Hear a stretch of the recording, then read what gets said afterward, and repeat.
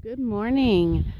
I have had a whole lot of questions on how we fit all of the animals that we have on our tiny homestead. So today I'm going to start by showing off. That's the house.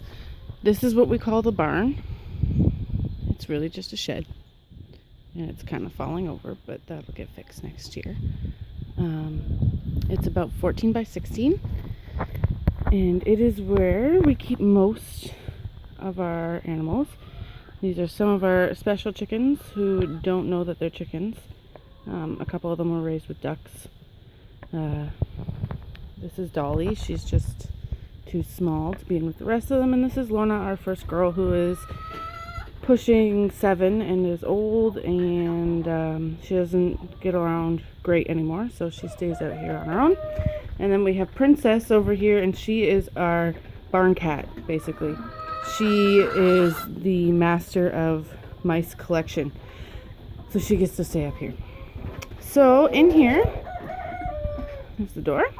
So we have hay stacked up. We've got shavings stacked up. Currently in this pen right now is the 5 keeper duck groats that we're growing right now. They'll be going out to the duck pen once they are feathered out. And in this built-in workbench table, we have created another grow out pen. We often grow out rabbits in there as well.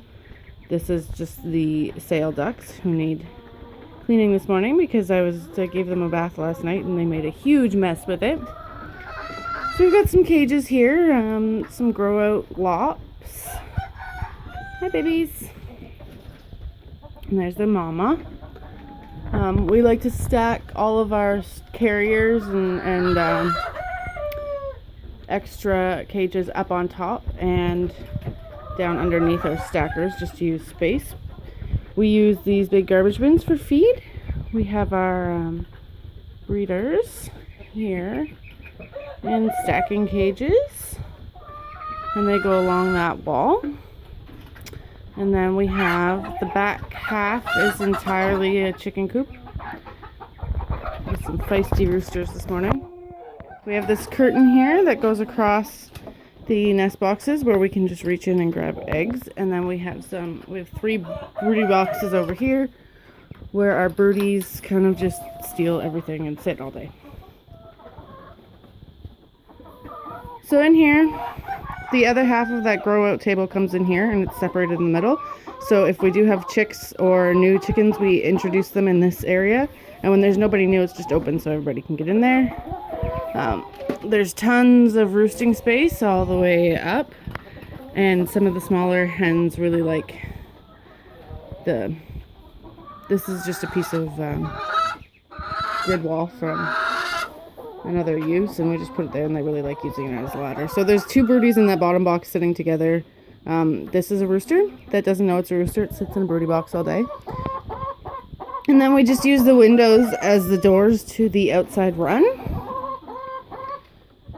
And we just cut the screens out of those, so we just pop them open and closed.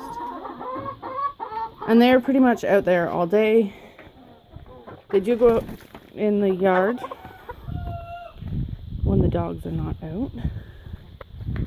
We're just getting started this morning. So they have a nice long covered run here. It's got the shade of the cedars at the back. It goes all the way across the yard here. And it again has 2 sections. So there's a door in there that can be opened or closed depending on if we are introducing somebody new.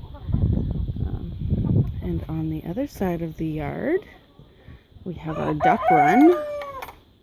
The ducks will be wintered in the barn, but during the summer, they stay out here. They are completely free range because they don't go on the dog side of the yard, and because they don't eat up the garden like the chickens do. So they have a duck house, a little pool and a run, and they basically just free range the whole yard. They go down by the creek. So that is how we organize our animals.